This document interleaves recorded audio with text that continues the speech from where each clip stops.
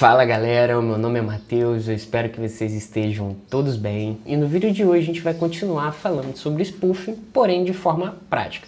Vamos demonstrar como que você vai configurar esses filtros dentro da sua rede e também demonstrar um ataque de spoofing e também demonstrar como que você vai mitigar ele de ir para a internet, ajudando assim a mitigar os ataques de DDoS que ocorrem na internet e também, como a gente falou no último vídeo, se todo mundo tivesse essa prática dentro da sua rede, a gente não teria DDoS no planeta Terra. Porém, isso é no mundo ideal, mas você fazendo a sua parte, você contribui com uma internet mais segura e melhor, beleza? Mas antes da gente começar, se inscreve no canal, dá um likezinho aqui embaixo, comenta alguma coisa aqui pra gente ficar feliz, que ajuda bastante o canal, e bora pro vídeo. No vídeo de hoje a gente já vai começar com a parte prática, tá? Eu montei um laboratório aqui no Eve, que a gente tem os 3 roteadores, o RT1, o RT2 e o RT3, e os servidores, um vai ser o nosso servidor hacker, que é esse carinha aqui.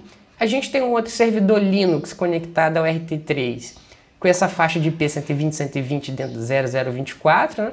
Ele vai ser o nosso servidor alvo, e o outro servidor Linux aqui embaixo, ele vai ser o nosso servidor de testes com um servidor alvo, ok? Para a gente verificar se realmente o ataque que a gente vai fazer a partir desse hackerzinho aqui, ele vai surtir um efeito de DDoS ou não. Antes da gente começar esse laboratório, eu só queria fazer alguns avisos legais. Esse vídeo ele tem apenas intuito didático e de forma nenhuma visa incentivar ataques ou crimes cibernéticos. Lembre-se que cyberataques é crime e você, mesmo em pequenas escalas desses tipos de crimes, você pode ser responsabilizado por isso. Como eu falei, o intuito desse vídeo é apenas didático e visa apenas divulgar conhecimento para as pessoas para saberem como se defender desses tipos de ataques dentro da sua rede e ajudar até a internet ficar muito mais saudável, vamos falar assim.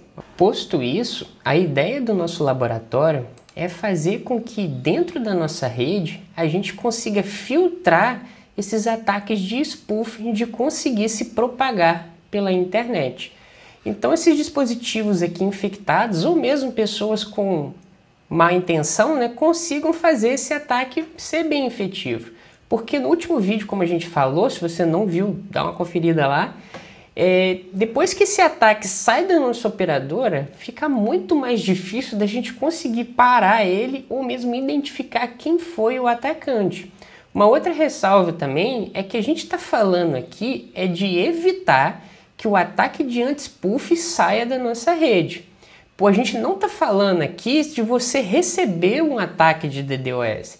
Porque, cara, infelizmente, se você não tem as ferramentas como uma ferramenta de mitigação ou black holes, né, que também não são tão efetivos num ataque de altas proporções, cara, infelizmente você vai tomar esse ataque de DDoS, não tem jeito.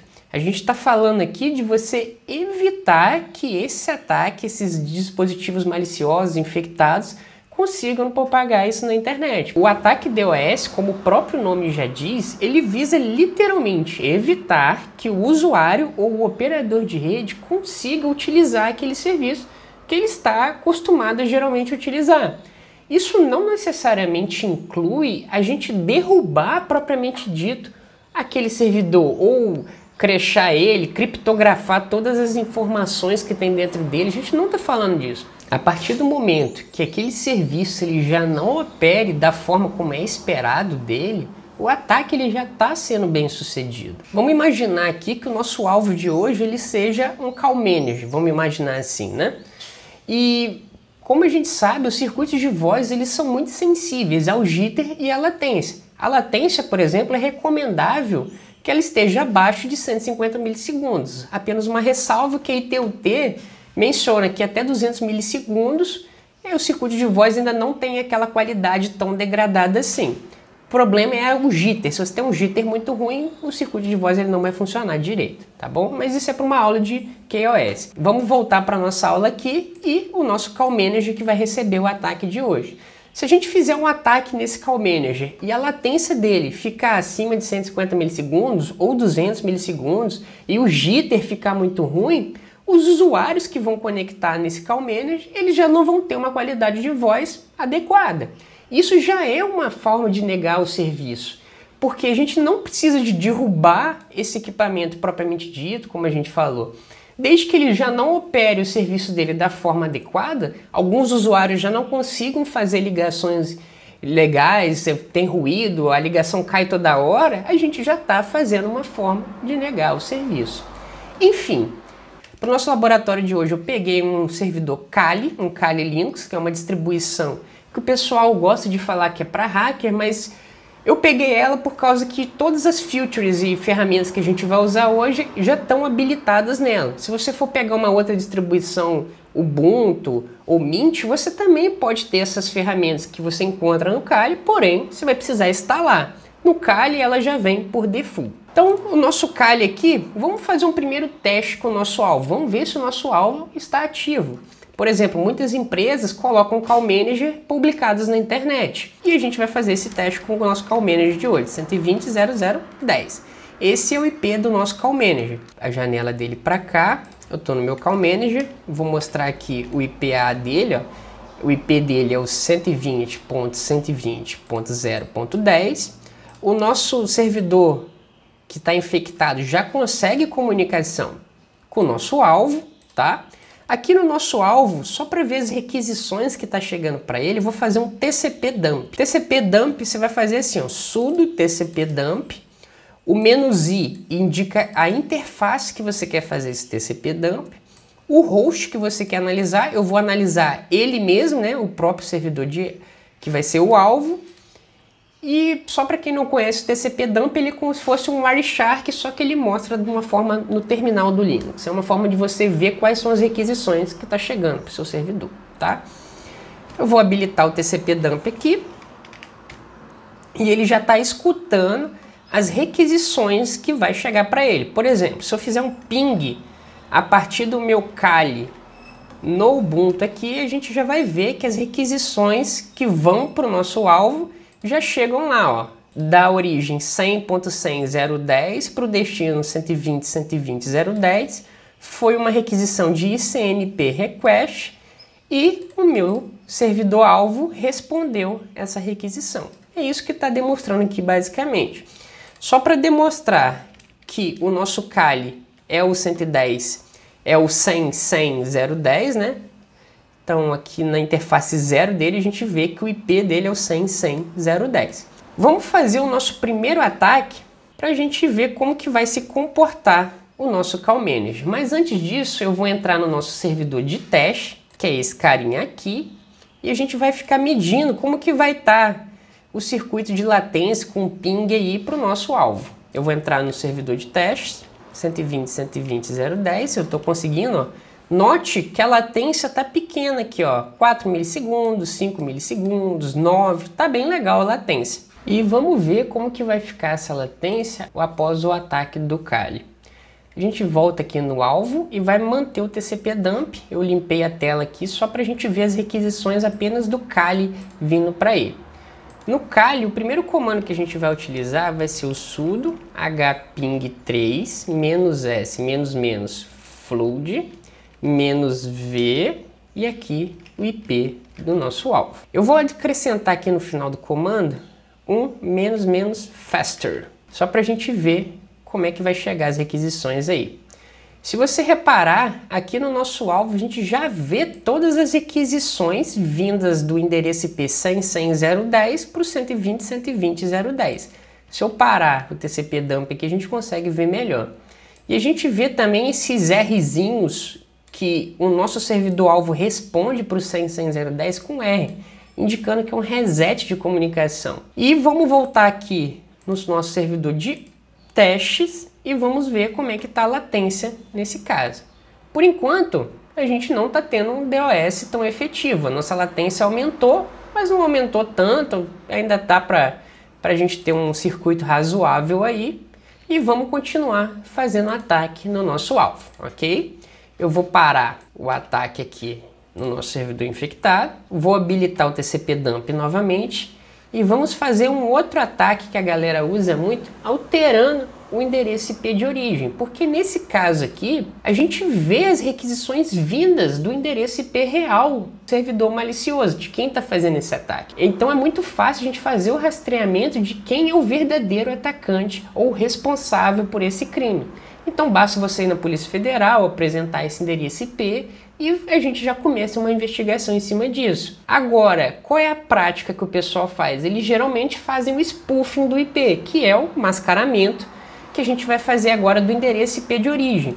E se a gente olhar no lado do alvo, quando ele olharem as requisições vindas aqui, a gente não vai ver mais o 100, 100, 010, a gente vai ver outros endereços IP.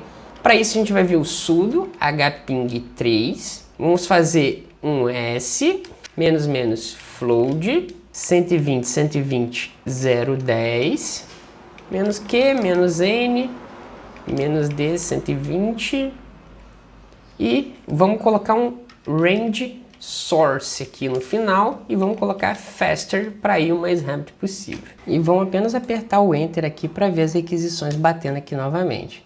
Quando a gente aperta o enter, no nosso alvo a gente já vê uma coisa um pouco diferente. Ó. Note que os endereços IP de origem nesse caso aqui ó, são aleatórios. A gente vê o 169, deixa eu parar o TCP dump para a gente ver melhor. Se a gente vê as requisições, perceba que os endereços IP, ó, 109, 5097, 204.15, 146, a gente não consegue identificar de onde está vindo esse ataque, propriamente dito. Vamos manter o TCP dump aqui. Eu vou voltar no nosso servidor de teste para olhar como que vai ficar o ping agora. Se a gente olhar como está o ping, vamos deixar ele rodando um tempinho aí, mas até o momento ainda está bem tranquilo. O último ataque que a gente vai fazer vai ser com a origem vindo da rede 110.110.010. Então a ideia é que quando a requisição sair do nosso servidor malicioso, ele vá para o Call Manager e o nosso alvo, ao invés de ele fazer o reply dessas requisições para outros IPs aleatórios, ele apenas vai fazer o reply para o nosso servidor de testes aqui. Por fim, vamos parar o ataque. Se a gente parar o ataque, a gente já vê que as requisições no lado do alvo já param de acontecer e o ping já dá uma estabilizada para 5 milissegundos, 7, 10 milissegundos, por aí, tá bom? E agora no Kali novamente, vamos fazer um sudo hping3, deixa eu pegar na minha colinha aqui o s, flood 120.120.010, -q, -n, -s, 120. Vamos fazer um -a 110.110.010 e um S de faster. E vamos aplicar o ataque novamente. No nosso alvo, perceba que agora a origem apenas vem do endereço IP 110.110.010. Ou seja, o nosso alvo vai estar fazendo o reply dessas requisições para o nosso servidor de teste. Se a gente olhar lá no servidor de teste, o ping já começa a ficar muito louco, ó. Perceba que às vezes ele está 80 milissegundos, às vezes 13, então o jitter já começa a dar uma balanceada, o que degrada muito o circuito de voz. Então nosso ataque já está sendo bem sucedido nesse caso, porque, por exemplo, muitas vezes alguém já não consegue escutar a voz direito que está vindo do outro lado, mesmo em baixas latências. E lembrando que eu estou fazendo isso no ambiente de laboratório. Imagina 2, 3, 4 hosts fazendo isso ao mesmo tempo, ou vários hosts ao redor do mundo fazendo isso para o seu Call Manager, né? Aqui, ó, já perceba também, ó, já subiu uma latência para 260 milissegundos, que teve um jitter logo em seguida para 38, então isso já degrada o nosso circuito de voz. Se a gente fazer também um TCP dump no nosso servidor de testes, a gente vai ver aqui, deixa eu ver se eu já tenho esse comando pronto aqui, não tenho não, então vai ser um sudo tcp dump -i da interface n, host 110.110.110.010, que é ele mesmo, e vamos ver o que está chegando para esse cara aqui. Se a gente fazer o TCP dump, perceba que a origem de algumas requisições que está vindo aqui apenas de reset, tá vindo do 120.120.010. Só que, pô, eu não tô fazendo nenhuma requisição agora pro 120.120.10. Essas requisições são referentes ao ataque que a gente está fazendo. Então, a nossa máquina infectada está enviando as requisições para o nosso alvo. O alvo está vendo o endereço IP de origem dela, que é o 110.110.010, e está enviando para a nossa máquina de testes aqui. E agora, provavelmente, a gente já está tendo essa degradação por causa daquela latência e jitter que a gente causou nesse sistema, que a gente viu agora há pouco, pela máquina de testes. E agora que a gente já ensinou como que a gente bagunça a rede toda, faz essa besteira toda na rede, a gente precisa aprender a parar esse ataque do nosso servidor malicioso aqui. Até porque, galera, você pode não estar ajudando você propriamente dito nesse momento. Mas lembre-se que quando tem um computador, um usuário infectado na nossa rede, geralmente ele tem mais vírus ali. Então pode ter um sniffer rodando ali, pode ter outras ferramentas de malware que estão tentando identificar vulnerabilidades dentro da sua rede e você também quer evitar esse tipo de coisa. Então é bom que você tenha sempre os filtros dentro do seu ambiente para não só evitar esse ataque de DDoS, mas também proteger o seu ambiente. Para construir esse filtro que a gente vai fazer, eu vou entrar aqui na nossa router board MikroTik, mas você pode fazer isso em qualquer equipamento de rede que você tenha. Eu vou entrar em IP, Firewall, e vamos fazer algumas filters rules aqui no nosso MikroTik. Eu estou deixando o ataque rodando só para vocês verem antes e depois do ataque. Eu vou voltar o TCP dump no nosso teste. Vou entrar aqui no meu MikroTik, eu tenho uma colinha das configurações que a gente vai fazer. Então eu vou deixar aqui na descrição, você simplesmente vai copiar e colar. Então, eu vou copiar e colar para adiantar o vídeo. Após as configurações serem feitas no nosso MikroTik, basicamente eu fiz um filtro de entrada, indicando que quando o pacote entrar pela interface 2 e sair pela 1, com destino a 1, vindo de qualquer origem para o destino 100.100.0.024, eu vou dropar. Por quê? A interface 2 é a interface com o nosso servidor. Com destino a 1, como que vai chegar um pacote aqui por essa interface com destino a ela mesma? Então, a gente está dropando. O outro, tudo aquilo que não for 100.100.0.24, perceba que tem um sinalzinho de exclamação aqui indicando um contra, né? Tudo aquilo que não for 100.100.0.24, com a origem vinda por aqui na interface 2 e saída 1, também vai tomar drop. E tudo aquilo que for 100.100.0.024 na interface 2 com a saída 1 vai ser permitido. O filtro de saída é no sentido entrada na 1 com saída na 2. Quais são os filtros que a gente está fazendo aqui? Todo pacote que chegar com a origem 100.100.0.024, entrando pela 1 e saindo pela 2, vai ser dropado. Por quê? A 100.100.0.24 está na 2 e não tem como chegar um pacote aqui com essa origem, ok? Porque a gente não tem assimetria e por isso a gente vai estar dropando. Por fim, tudo aquilo que qualquer origem pro destino tal vai ser permitido. Agora que a gente já sabe as configurações que a gente fez para filtrar esse tipo de ataque, vamos dar uma olhada se esse ataque tem efeito agora ou não. A gente vai entrar no Kali. No Kali está indicando que ele ainda está mandando essas requisições. Porém, aqui no nosso servidor alvo, a gente não vê novas requisições vindo. Eu vou parar o TCP dump e vou habilitar de novo. A gente não está recebendo mais nenhuma requisição do Kali. Da mesma forma, a gente espera não ter recebendo a requisição aqui no lado do nosso servidor de teste. Aparentemente, a gente está mitigando esse ataque dentro do nosso ambiente, evitando que ele saia para a internet. Vamos dar uma olhadinha aqui nas interfaces do nosso MikroTik. A gente recebe o ataque aqui na interface 2, que é a interface com o nosso equipamento que está infectado. Porém, ele não deixa passar esse pacote. Só para efeito de teste, vamos desabilitar aqui os nossos filtros e vamos ver se o ataque vai continuar. Desabilitei os filtros e o ataque retornou aqui para o nosso alvo e para o nosso servidor de teste. A gente habilita os filtros novamente, a gente habilitou e o ataque cessa na mesma hora. E vale ressaltar novamente que essa não é a única maneira da gente aplicar filtros de anti-spoofing dentro do nosso ambiente de rede. a gente pode fazer também através dos filtros de RPF, de Reverse Path Forwarding, que a gente viu na última aula de spoofing. Para isso, a gente vai desabilitar as novas ACLs. Eu vou parar os ataques aqui, tá? Parar os dumps. E desabilitar as ACLs, vou retirar elas daqui. E os filtros de RPF a gente vai fazer aqui na nossa RB. O filtro que a gente vai habilitar hoje vai ser o filtro de Strict. Nos ambientes de laboratório, pelo menos o que eu peguei aqui, a gente precisa dar um reboot na RB para que esse filtro seja habilitado. No ambiente real você não precisa fazer disso, tá? O filtro de Strict a gente basicamente habilita aqui em IP, Settings, e aqui vai estar RP Filter. Se a gente clicar aqui vai ter duas opções para a gente. Um No, que é sem filtro, é claro, mas as duas opções são de Loose e Strict. E essas opções são o que a gente até mencionou na última aula. A gente vai habilitar agora de Strict. E quando a gente habilita o filtro de RP em Strict, quais são as duas verificações que ele faz? Basicamente são essas.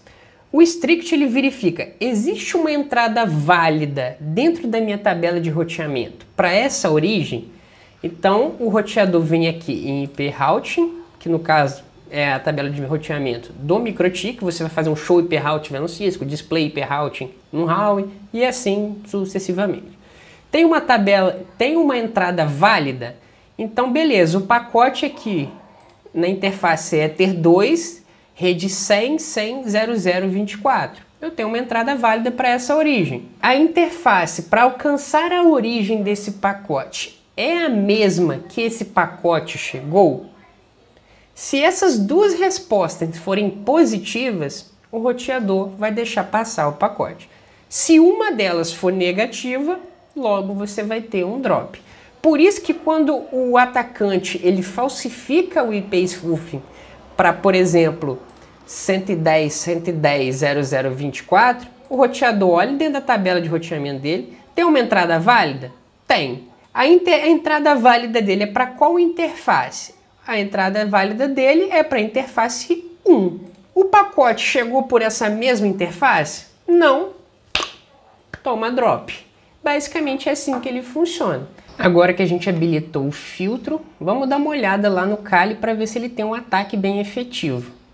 A gente entra aqui no Kali, vamos iniciar o ataque novamente. O ataque está iniciado. No nosso alvo, vamos fazer um dump para olhar se as requisições estão chegando aqui. Até o momento não estão chegando.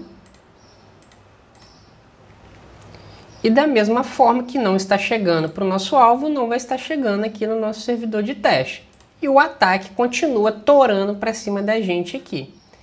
Se a gente olhar na nossa RB, o ataque está sendo todo dropado na nossa interface de entrada com o roteador Kali, porque o Kali está tentando falsificar o endereço IP dele, por isso nossa RB não está deixando passar esse pacote. É um ponto interessante, galera, mencionar que seu concentrador PPPoE, que é geralmente onde é recomendado a gente habilitar também esse tipo de filtro, ele vai ter processamento para poder dropar esses pacotes com os pés nas costas. Isso porque esses equipamentos que estão infectados e tentando fazer esse tipo de ataque, eles geralmente são um smartphone, ou às vezes um computador antigo, um computador desatualizado, um roteadorzinho. Só que isso somado ao longo do mundo, né, um monte de equipamentos pequenininhos desses fazendo um ataque, juntos geram um ataque de altas proporções. E a gente fazendo esse filtro, fazendo a nossa parte de não deixando esses ataques se propagar na internet, os atacantes eles ficam, vamos dizer assim, de mão rendidas, mas eles aproveitam de redes que não possuem esses filtros para poder propagar esse ataque ao longo da internet. Mas bom, galera, eu espero que eu tenha conseguido passar para vocês como que ocorre um ataque de spoofing, demonstrar esse tipo de ataque, como a gente vai fazer um filtro para evitar que esse ataque vá para a internet, seguindo as boas práticas recomendadas pelas RFCs, né? E se você gostou, curta, compartilhe com seus amigos, se inscreve no canal, comenta qualquer coisa aqui embaixo que ajuda a gente a crescer e é nóis!